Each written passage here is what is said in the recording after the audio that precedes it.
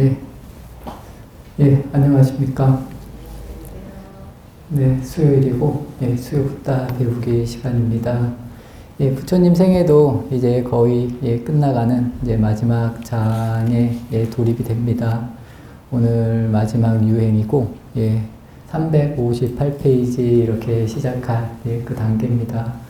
부처님 생애도, 이번 달 정도면, 다 마무리가 되지 않을까라고, 보고 있습니다. 그동안 참 이 부처님 생애를 배우면서 우리가 과연 나의 생애는 어떨까? 저는 이런 생각을 한번 좀 깊게 해보시라고 처음에도 이야기를 드렸습니다. 우리가 다른 사람, 부처님의 생애를 보고 배우는 것도 굉장히 중요하지만 과연 나는 어떤 삶을 살고 또 이제 부처님이 마지막 유행, 부처님이 이제 열반이 드시는 그 순간까지 어떠한 모습으로 살았는지 또 우리는 어떠한 모습으로 살아가야 하는지 이런 부분을 좀 한번 깊게 생각하시면서 이 부처님 생애를 잘 보시면 좋을 것 같습니다.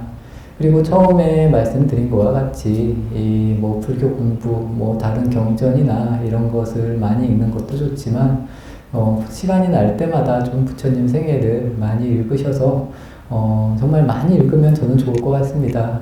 저 처음에 100번을 이야기를 했는데,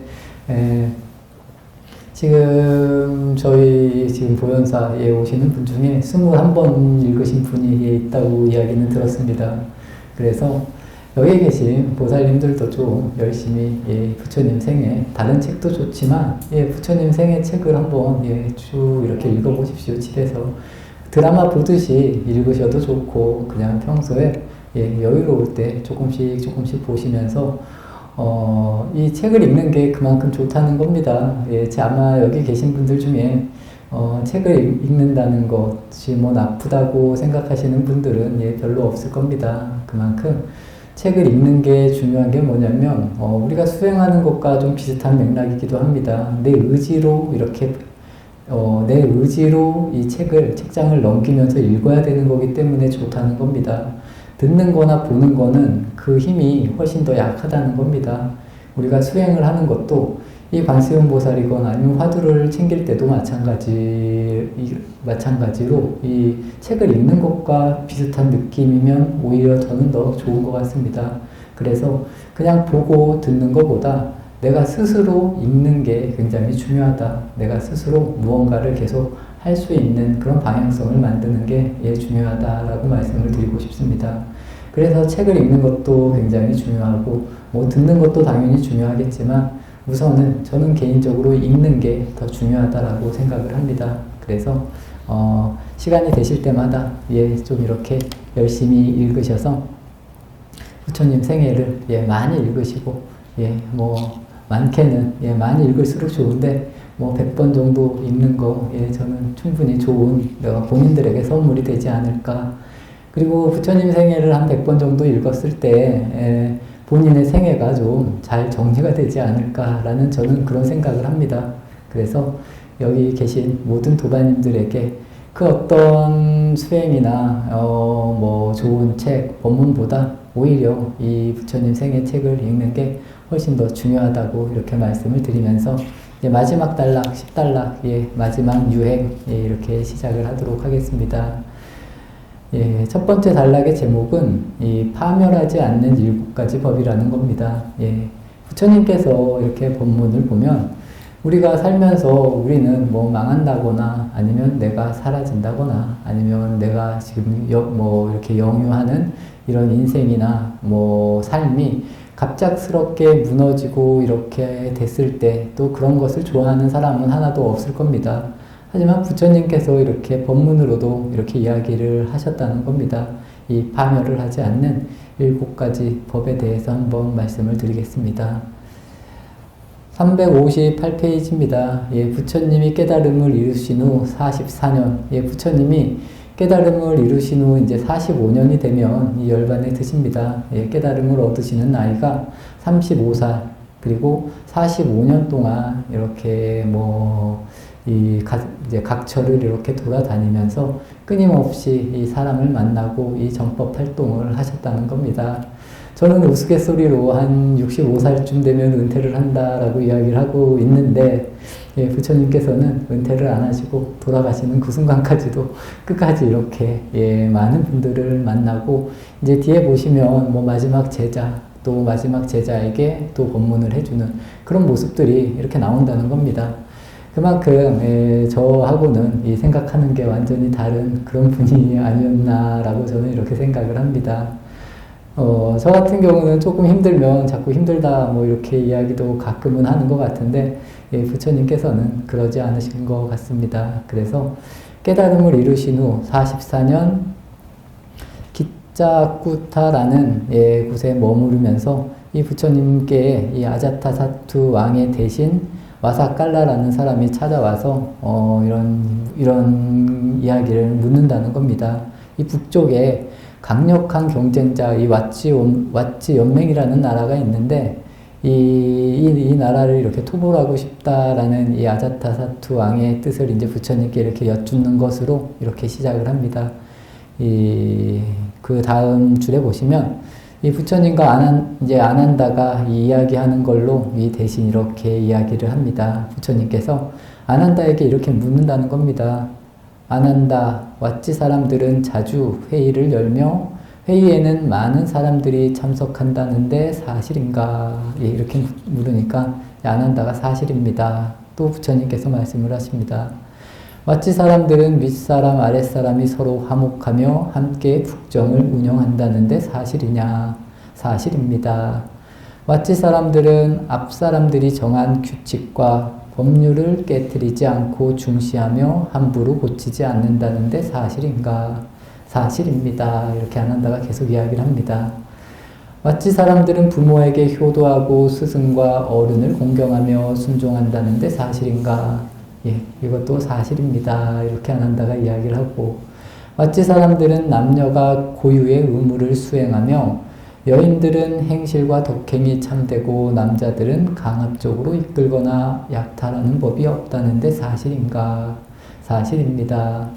왓지 사람들은 종묘를 받들고 조상을 숭배한다는데 사실인가? 사실입니다. 왓지 사람들은 도와 덕을 숭상하고 계율을 지키는 수행자가 찾아오면 후하게 맞이한다는데 사실인가? 사실입니다. 이게 이제 부처님께서, 예, 말씀하신 파멸하지 않는, 예, 7가지 법이라는 겁니다. 뒤에 또 나오기 때문에, 예, 뒤에 가서 더 자세하게 말씀을 드리겠습니다. 그리고 나서 부처님께서 이렇게 말씀을 하십니다. 그 다음 줄입니다. 아난다, 이 7가지를 잘 지켜 윗사람 아랫사람이 서로 화목한다면 그들은 강성할 것이다. 그런 나라는 언제나 안온하며 누구의 침략도 받지 않을 것이다. 라고 이렇게 부처님께서 이야기를 하니까 곁에 있던 그 와사카라라는 사람이 이제 왓지 연맹을 이렇게 쳐들어가려는 마음을 내려놓고 뭐 이렇게 물러갔다라고 그런 이야기가 나온다는 겁니다. 부처님께서 다시 360페이지로 넘어가겠습니다. 부처님께서 이제 그 와사카라라는 이 아자타사투 왕의 그 대신이 돌아가고 나서 비구들을 모아놓고 다시 말씀을 하십니다. 그래서 이 쇠퇴하지 않는 7가지 법, 여기 말하는 파멸하지 않는 7가지 법에 대해서, 예, 다시 말씀을 하십니다. 위에서 한 5번째 줄에 보시면 비구들이여 라고 이렇게 이야기를 하고 그대들에게 쇠퇴하지 않는 7가지 법을 말하리라. 자세히 듣고 잘 기억하라. 첫 번째, 자주 모여 올바른 뜻을 논의해야 한다. 예, 두 번째, 윗사람은 아랫사람을 존중하고 아랫사람은 윗사람에게 순종하며 서로 거스리지 말아야 한다. 세 번째, 법을 받들고 금기를 알며 제도를 어기지 않아야 한다. 네 번째, 대중을 보호할 능력이 있고 많은 지식을 가진 비구가 있으면 그를 공경하고 받들어야 한다. 다섯째, 바른 생각을 잘 지켜 간직하고 효도와 공경을 으뜸으로 삼아야 한다. 여섯째, 음욕을 여의고 깨끗한 행을 닦으며 욕망을 따르지 말아야 한다. 일곱째, 남을 앞세우고 자신은 뒤로 물러서며 명예와 이익을 탐하지 않아야 한다. 예, 이것이 부처님께서 말씀하신 이 파멸하지 않는, 쇠퇴하지 않는 7가지 법이라는 겁니다. 우리가 이걸 그냥 읽는 걸로 끝나는 것이 아니라 내가 과연 내 삶에서 어떻게 이런 것을 바르게 실천할 수 있을지 그런 것을 한번 도반님들께서도 잘 한번 느끼고 생각해 보시고 또 행동하시면 좋을 것 같습니다. 첫 번째가 뭐냐면 이 올바른 뜻을 논의를 해야 한다는 겁니다. 우리가 많은 사람들, 뭐 가족도 좋습니다. 우리 가족 간에도 늘 이렇게 올바른 뜻을 서로 이야기할 수 있어야 된다는 겁니다. 요새 뭐 대화라는 이야기가 많이 나옵니다. 이 대화가 단절이 되면 우리가 서로를 이해해 줄 수 없다는 겁니다. 하지만 이 대화가 끊임없이 이렇게 대화를 할 수 있는 그런 가정이면 그 사람들이 이 잘못도 서로서로 이렇게 이해하면서 우리가 살아가는 게 이 좋은 모습이라는 겁니다. 여기서 제가 말씀을 드리면 저는 타인을 완전하게 이해할 수가 없다는 겁니다. 그거는 서로가 다 마찬가지라는 겁니다. 우리가 서로 완전하게 이해는 할 수 없지만 서로가 이렇게 보완하면서 살아갈 수 있다는 것. 이렇게 보완을 하려면 한쪽이 막히는 것이 아니라 내가 이야기도 할 수 있어야 되고 또 그 사람의 이야기를 내가 들을 수도 있어야 된다는 것. 그런 점이 여기 이제 파멸하지 않는 첫 번째의 덕목의 올바른 뜻을 서로 논의할 수 있어야 되고 또 두 번째는 이제 윗사람 아랫사람이 서로 존중하고 또 서로 거스르지 말아야 한다는 것. 이게 뭐냐면 서로가 평등하게 대할 수 있는 마음이 있어야 된다는 겁니다. 불경에 보면 뭐 먼저 출가를 했다, 뭐 늦게 출가를 했다, 뭐 이래도 뭐 먼저 출가한 게 좋다, 또 뭐 늦게 출가한 게 안 좋다 이런 게 아니라는 겁니다. 우리가 이 순간 같이 다 평등하게 그래서 서로를 존중해 줄 수 있는 마음을 내야 된다는 겁니다. 내가 좀 더 많이 안다고 또 내가 나이가 많다고 아니면 내가 뭐 좀 더 훌륭하다고 또 내가 또 많이 안다고 이렇게 다른 사람들을 내 안으로 가두려고 하는 것이 아니라 스스로가 살아갈 수 있는 저는 이런 조건들을 평등하게 이렇게 만들어주는 것이 바람직한 길이고 또 그런 길이 만들어지면 좋은 가정이 될 수 있고 또 좋은 내 삶이 될 수 있고 또 여기서 말하는 좋은 나라 또 승가로 말하면 좋은 승가가 될 수 있다는 겁니다.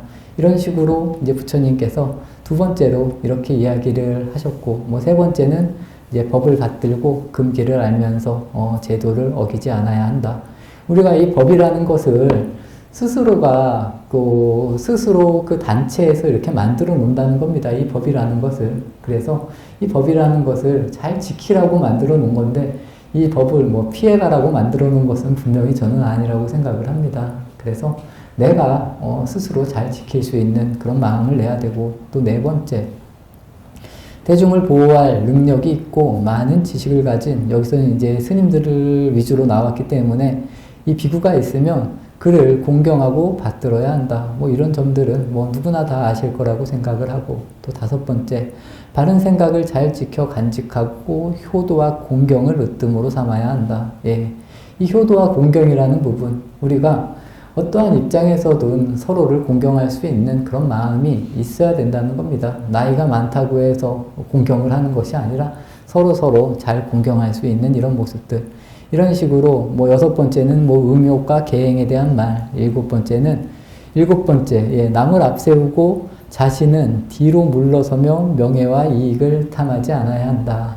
저는 이 일곱 번째 이 글도 본인은 뒤에 있으면서 다른 사람에게 안 좋은 일을 할 때도 앞에 나서게 하고 이런 부분들이 굉장히 많습니다.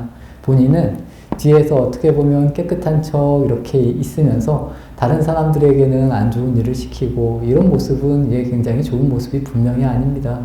이런 모습들을 과연 내가 하고 있는지 이런 모습을 보는 것도 굉장히 중요하고 이런 모습을 하면 우리가 좋지 않다라는 그런 이야기. 그래서 이런 것으로 인해서 이 명예와 이익을 크게 탐하지 않아야 된다.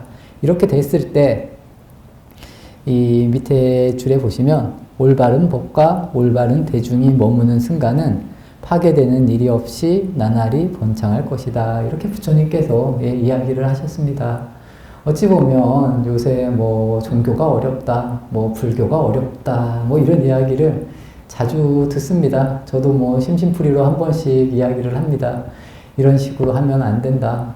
우리 자체가 변해야 된다. 이런 이야기를 스님들을 만나서도 이렇게 한 번씩 합니다. 저 역시도. 그래서 우리가 달라져야지, 세상이 바뀌기를 기다려서는 안 된다. 이런 이야기입니다.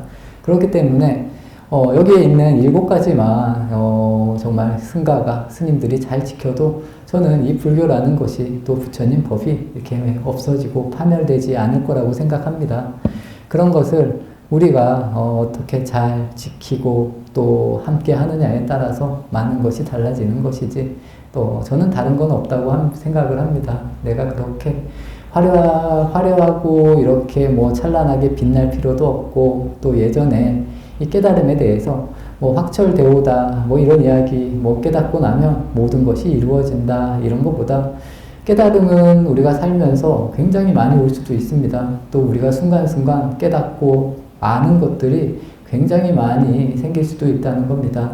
하지만 깨달음을 얻는 것도 굉장히 중요하지만 우리가 이 삶을 어떻게 유지하느냐가 저는 더 중요하다고 생각을 하고 있습니다. 그렇기 때문에 여기에 계신 모든 도반님들은 이런 식으로 하나하나 천천히 스스로의 모습을 보면서 작게, 그리고 작게 깨닫는다는 게 나중에 정말 크게 깨달을 수 있는 그런 길이 된다는 것을 믿고 우리가 정말 잘 실천하고 행동할 수 있는 그런 모습을 만들면 우리는 파멸하지 않는 그런, 그리고 우리의 수행이 정말 바른 쪽으로 잘 흘러갈 수 있는 그런 계기를 충분히 만든다라고 이렇게 말씀을 드리고 싶습니다. 다음 줄입니다. 부처님께서 이런 이야기 본문을 마치시고 사방을 둘러보시고 또 이렇게 말씀을 하셨다는 겁니다. 내가 이 반열반에 들 날도 멀지 않았다. 나의 가르침 가운데 의심스러운 부분이 남아있는 사람은 미루지 말고 물어라 라고 이렇게 이야기를 하시고, 그 다음 내용은 이제 부처님께서 이 연꽃을 들어 올리고 이 마하가손만 뭐 빙그레 웃었다는 이 선종에 나오는 뭐 그런 영화미소 뭐 그런 이야기이기 때문에 이 부분은 그냥 넘어가고 다음 단락으로 넘어가도록 하겠습니다. 여기서 열반이라는 말이 나오고 이 반열반이라는 말이 나옵니다. 굳이 말하면 이 열반이라는 것은 깨달음을 뜻합니다. 근데 우리가 이 열반이라는 단어를 이 부처님이 돌아가신다라는 의미로 많이 사용을 합니다. 그래서 여기서는 이 내가 반열반이라는 말, 이 반열반이라는 게 부처님이 돌아가신 것을 뜻한다라고 이해를 해주시면 좋을 것 같고, 이 열반이라는 말은 그냥 깨달으면 열반입니다.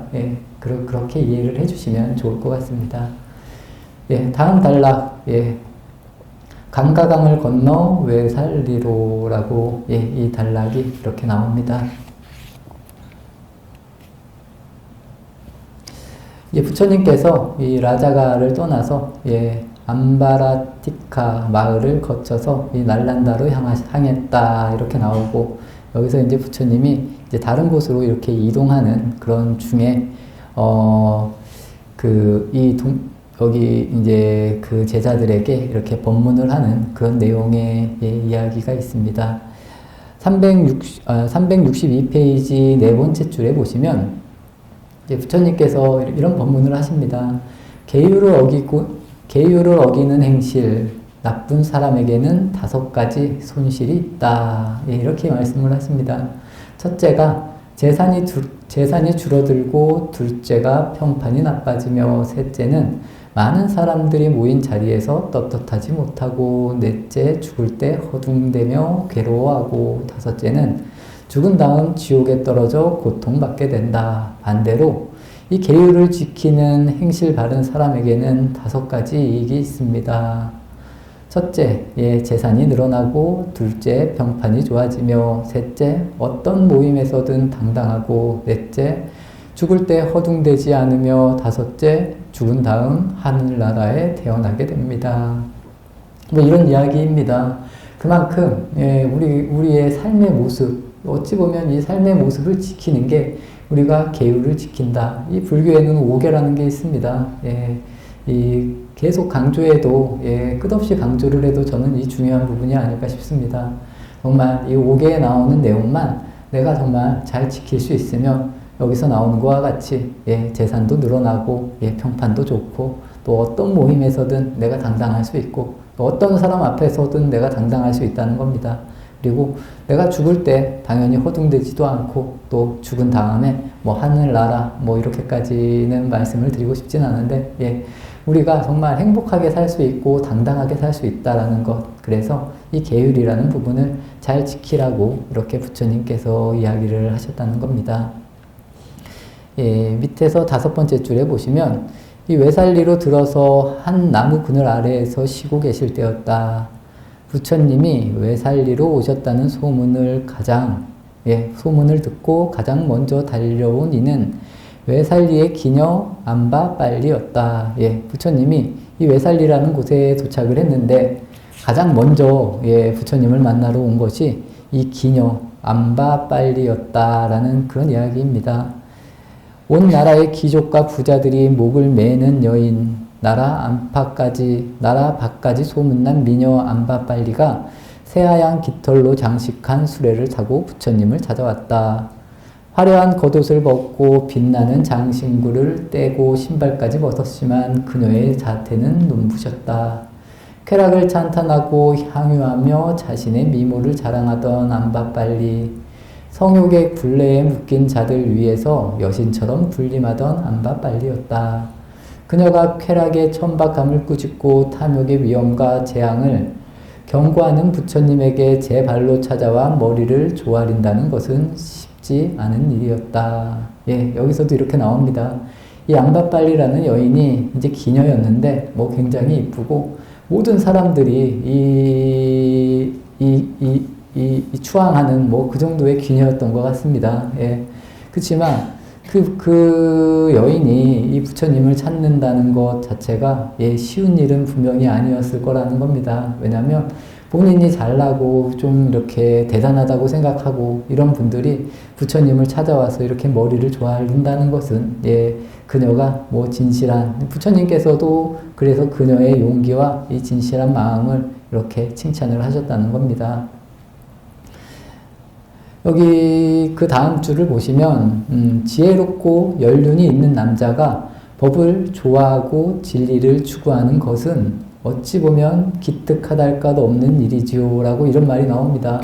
이 부처님 법은 그리고 이 당시의 부처님 법은 네, 여인들보다는 좀 남자들도 굉장히 많이 좋아했던 것 같습니다. 그래서 이 불법은 좀 제 개인적인 생각에도 그렇습니다. 너무 젊은 사람들, 또 젊어서 힘 있는 사람들은 좀 마음에 와닿지가 분명히 않는 그런 부분들이 있다는 겁니다. 그래서 연륜도 있고 또 이렇게 세상을 좀 살아본 이런 분들이 이게 내가 지금까지 살아온 것, 또 부처님 법이라는 것이 이런 법이 있구나 라고 이렇게 이해가 된다라는 겁니다.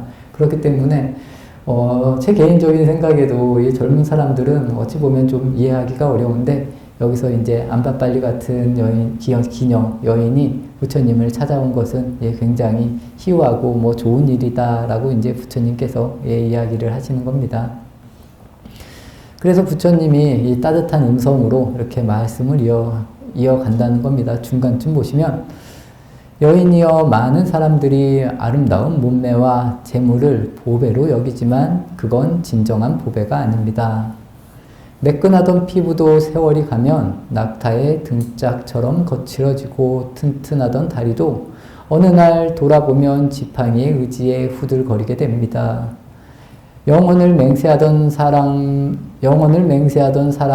봄볕 아지랑이처럼 흩어지고 천겹이 성처럼 나를 보호할 것 같던 재물도 한 줌 모래처럼 소나기를 빠져나갑니다. 아름다움도 건강도 사랑도 재물도 무상한 세월의 힘 앞에 무릎 꿇고 맙니다. 여인이여, 그 날이 찾아왔을 때 비탄에 잠기지 않으려면 진정한 보배를 찾아야 합니다. 예, 이런 본문을 하셨다는 겁니다. 부처님께서. 그래서 이런 것이 다 아름다운 몸이라던가 뭐 재물이라던가 뭐 매끈하던 피부 뭐 튼튼하던 다리 이런 것이 영원하지 않다라는 그런 이야기, 이런 것을 영원하지 않다고 아는 것이 예, 저는 진정한 보배를 찾는 것이라고 생각을 합니다. 그래서 부처님께서도 이 암바빨리라는 여인에게 이런 이야기를 했습니다. 이 여인도 빼어난 미모만큼이나 영리했기 때문에 합장을 하고 이렇게 부처님께 여쭈었다는 겁니다. 364페이지로 넘어가서 세존이시여 무상한 세월의 힘에도 파괴되지 않는 보배는 무엇입니까? 그날이 찾아왔을 때 나를 지켜주고 위로할 참다운 보배는 무엇입니까? 라고 이렇게 부처님께 되물었다는 겁니다. 부처님께서 계속 아까 이제 처음에 한 그런 이야기를 쭉 이렇게 해주십니다. 제가 좀 읽어드리면 여인이여 참다운 법에 따라 수행한 공덕은 세월의 힘이 감히 침범하지 못합니다. 내가 사랑하는 이는 내 곁을 떠나고 두 번 다시 보고 싶지 않은 이들은 꼭 다시 만나게 됩니다. 내가 원하는 것들은 늘 손에 닿지 않는 곳에 있습니다. 세상 모든 일은 세상 모든 사람들이 내 마음처럼 곁에 머물지도 떠나주지도 않습니다. 하지만 바른 법만큼은 나의 뜻대로 영원히 곁에 머물며 큰 위안과 기쁨이 되어줍니다. 누군가에게 의지하고 무엇인가에 의지한다는 것은 큰 고통입니다. 둘도 없는 그들도 나의 뜻대로 나를 아껴주고 사랑해주고 보호해주지 않습니다. 도리어 내가 그들의 뜻에 따라야만 합니다. 이처럼 여자의 몸에는 남자보다 더 큰 제약과 구속이 있음을 분명히 알아야 합니다. 당신이 가진 미모와 재력 역시 고통을 초래하는 덫이 될 수 있음을 분명히 알아야 합니다. 부처님께서 이렇게 이야기를 하셨다는 겁니다. 그래서 우리가 이 수행을 하는 공덕 그리고 이런 것이 무상하다는 것을 바로 알라라는 그런 이야기를 이 여인에게 끊임없이 해 주었다는 겁니다. 그리고 끝에는 이 여인의 이렇게 공양을 받는 것으로 인해서 그리고 이 외살리에 다른 귀족들이 부처님에게도 공양을 올리고 싶었는데 가장 첫 공양을 이 암바빨리에게 허락하셨다는 그런 이야기로 여기 이 외살리에서의 이야기가 끝이 난다라고 이렇게 되어 있습니다. 그래서 우리가 살면서 중요한 것, 우리가 생각하는 몸이라던가 내가 의지하는 사람 이런 것보다도 이 다음 장에 가면 나오는데 이 부처님은 스스로 그리고 법에 의지를 하라라는 그런 이야기가 나옵니다. 여기에 계신 모든 도반님들도 과연 내가 어떤 것에 의지하고 있는가, 내가 무엇을 잡으려고 하는가, 내가 잡으려고 하는 것이 무상한 것이라는 것을 잘 아셔서 이런 부분에 있어서 조금 더 가벼운 마음으로 살아갈 수 있으면 내가 정말 이렇게 참다운 법에 따라 수행하는 그런 모습이 만들어지지 그리고 만들어진다라고 봅니다. 그래서 그러한 것을 잘 알려고 끊임없이 또 노력하고 공부를 하셔야 된다라고 이렇게 말씀을 드리고 싶습니다. 그 다음 장 벨루아에서의 왕거 이렇게 나옵니다. 365페이지입니다.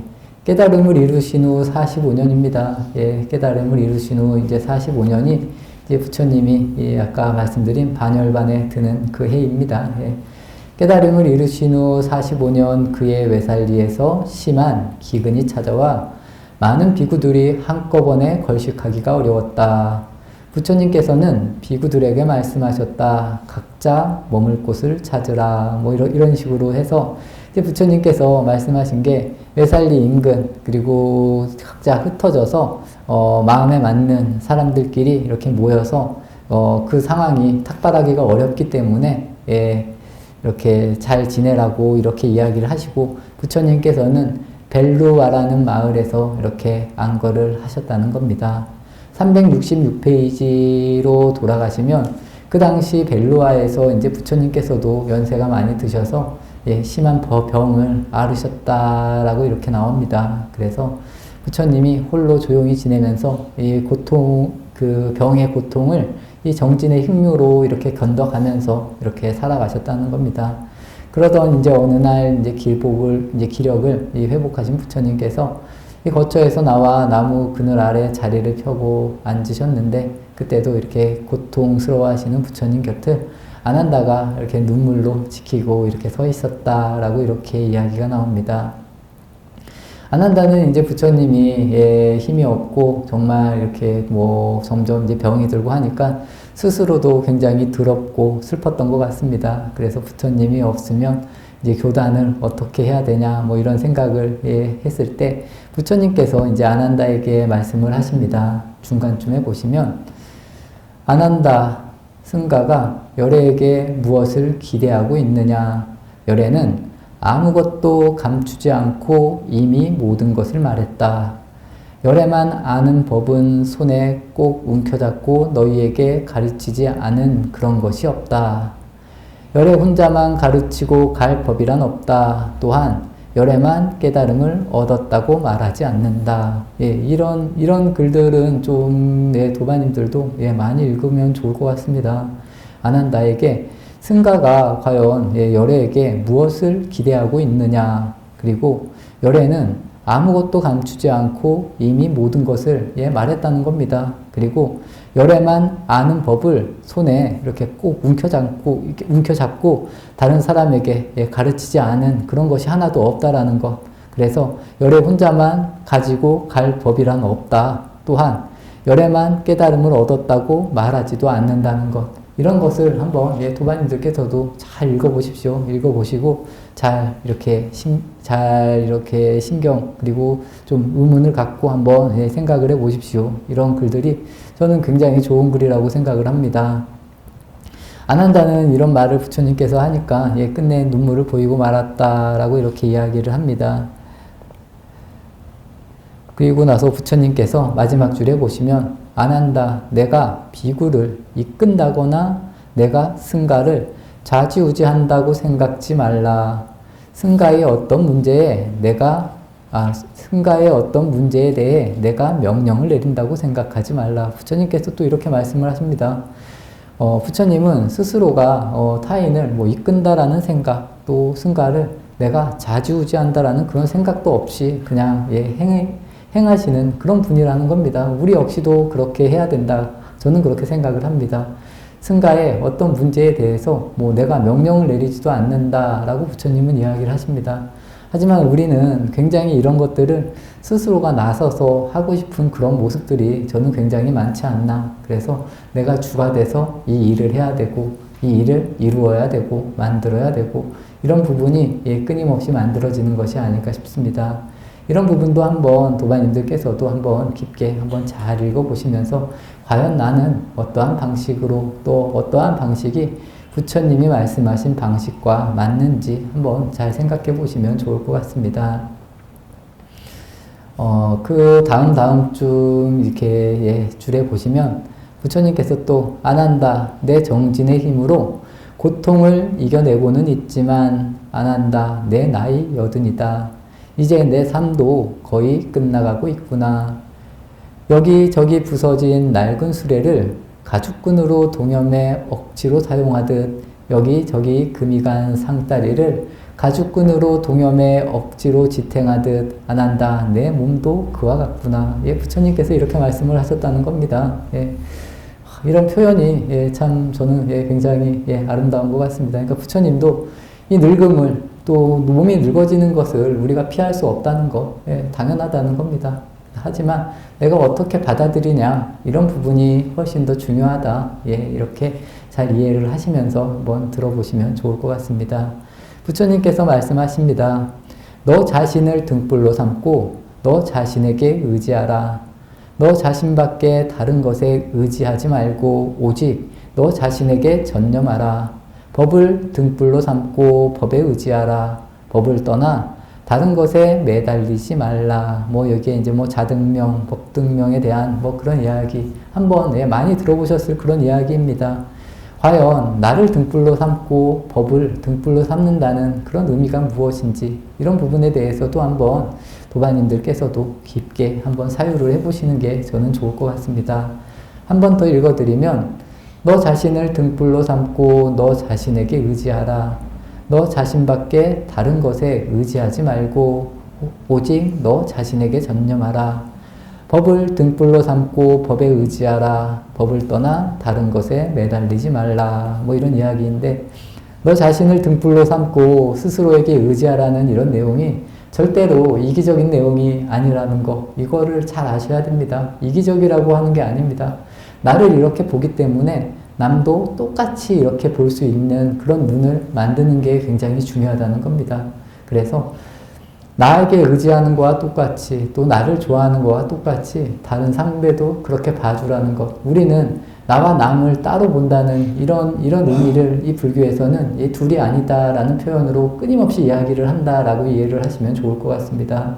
그래서 부처님 법을 이해를 할 때 이기적으로 뭐 수행자는 수행만 하는 사람, 뭐 다른 사람들은 절대 이해하지 않고 본인만의 해탈을 위해서 공부하는 사람들이 절대로 아니라는 것, 이런 점들을 여기에 계신 도반님들도 잘 아셔서 내가 법을 펴는 게 굉장히 넓을 수도 있지만 아주 넓지 못할 수도 분명히 있다라는 이런 사실도 알고, 내가 깨달음을 얻고 내 주변에 이런 것을 그냥 자연스럽게 향기로 그리고 내 행동으로 전해질 수 있으면 저는 그게 정말 부처의 행위라고 생각을 합니다.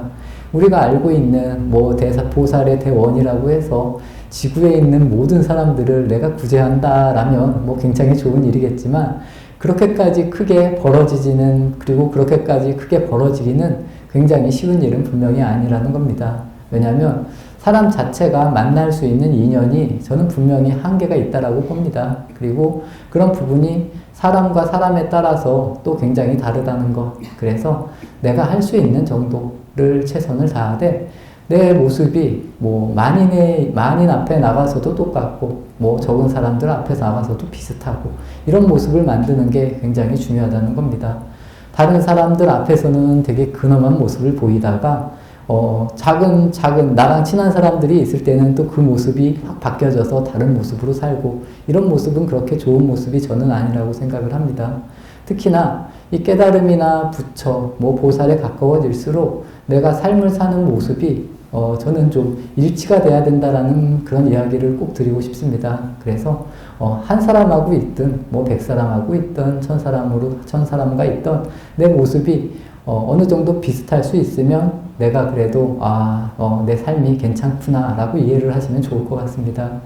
하지만 대다수의 사람들은 앞에서의 모습과 뒤에서의 모습이 굉장히 달라질 수 있다, 뭐 이렇게 이야기를 저는 많이 듣고 제가 보는 세상도 그런 것 같습니다. 그래서 우리는 이런 모습이 둘이 아니게 끊임없이 만들 수 있는 그런 자세, 그리고 그런 수행을 해야 된다라고 저는 이야기를 드리고 싶습니다. 밑에서 네 번째 줄에 보시면 아난다 불굴의 의지로 게으름 없이 자기 몸을 깊이 관찰하고 정신을 집중한다면 그런 수행자는 육신에 대한 갈망에서 벗어날 것이다. 느낌과 마음과 법에 대해서도 마찬가지다. 부처님께서 말씀하신 딱 이 부분입니다. 여기 신수심법이라고 해서 나오는 부분, 이 몸을 깊이 관찰하고 정신을 집중하라는 겁니다. 이런 부분이 사념처 수행법이 될 수도 있는데 이런 부분, 우리가 깊게 관찰하고 정신을 끊임없이 계속 집중을 하라는 겁니다. 나의 모습으로 돌아와서 밖을 보는 것이 아니라 그런 식으로 자기를 계속 비출 수 있으면, 제일 아래줄에 보시면 자기를 등불로 삼고 법을 등불로 삼는다는 것이다 라고 이렇게 나온다는 겁니다. 그래서 우리가 이런 수, 심, 법에 대해서 깊게 관찰하고 정신을 집중하고, 그런 것이 자기를 등불로 삼고 이 법을 등불로 삼는다는 것이다 라는 것을 잘 알아서, 이것이 자기를 의지하고 법에 의지한다는 것이다. 아난다, 현재도 마찬가지고 내가 떠난 뒤에도 마찬가지다. 열애의 가르침에 따라 이렇게 수행하는 자가 있다면 그가 곧 열애의 참된 제자요 참다운 수행자이다. 이렇게 부처님께서 직접 이렇게 말씀을 하신다는 겁니다. 우리가 이러한 방식으로 늘 깊게 수행을 할 수 있다면 그것이 바로 부처님의 참된 제자고 참다운 수행자고, 또 이 불법, 불교를 계속 잘 이렇게 이어갈 수 있는 이런 계기가 만들어질 수 있고, 또 그 자체가 다 부처라는 그런 이야기가 부처님께서 이렇게 이야기를 하신 겁니다. 다음 장으로 넘어가겠습니다. 부처님께서 이제 이런 이야기를 다 하시고 369페이지에 비구들이여 열애의 가르침을 잘 기억하고 잘 헤아리고 잘 분별해 그에 맞게 부지런히 수행해야 한다. 이런 부분도 굉장히 이 부처님의 가르침도 스스로가 잘 기억하고 또 잘 헤아리고 또 분별해 보라는 겁니다. 분별을 해서 본인에게 맞게 잘 수행을 해야 된다는 겁니다. 그렇기 때문에 이런 부분들이 굉장히 저는 중요하다고 봅니다. 본인에게 맞지 않는 수행, 또 본인이 못하는 수행을 내가 굳이 할 필요는 저는 없다고 생각을 합니다. 그래서 부처님의 가르침도 내가 이제 기억을 하면서 이제 부처님 생애의 책을 계속 읽으면서 이 앞에 보면 제가 굳이 말씀을 안 드렸는데 368페이지 보면 뭐 사념처, 사의단, 사신족, 사선, 오근, 오력, 칠각의라고 나오는데 뭐 칠각지라고 해도 됩니다. 뭐 팔정도라고도 하고 이런 부처님 법은 굉장히 많다는 겁니다. 이게 어찌 보면 이제 수행을 해가는 과정에 있어서 나오는 다 글귀들인데 84,000가지 법문 중에서 나에게 맞는 것 하나만 잘 지켜도 됩니다. 저는 개인적으로 그렇게 생각을 합니다.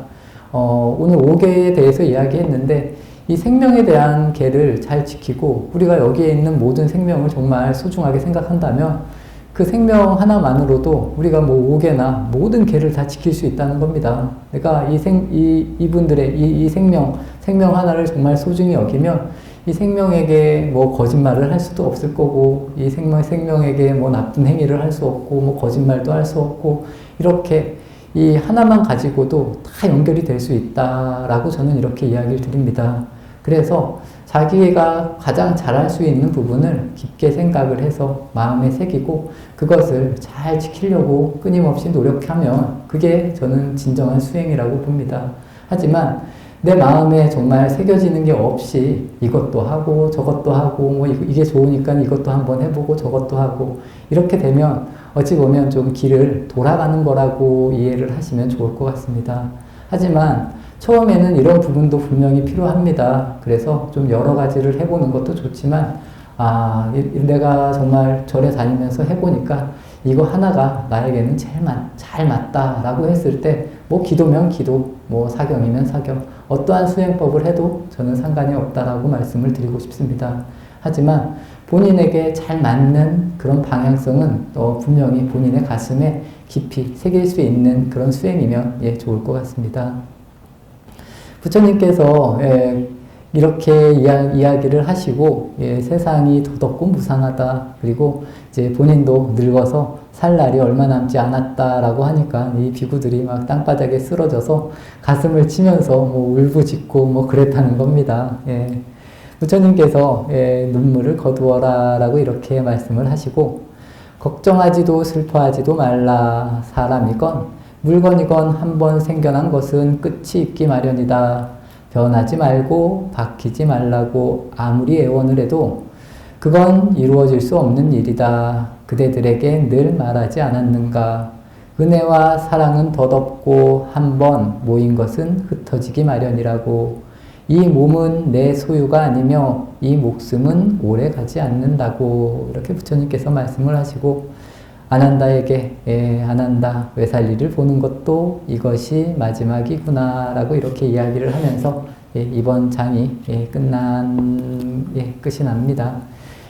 오늘 부처님 생에 이렇게 이야기를 했습니다. 이제 부처님이 이 열반에 드실 날이 분명히 얼마 남지 않았고 이 부처님 생의 강의도 끝날 날이 얼마 남지 않은 것 같습니다.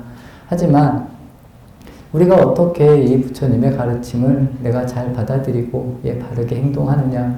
오늘 이렇게 배운 이런 내용들 굉장히 좋은 내용들이 많이 있었습니다.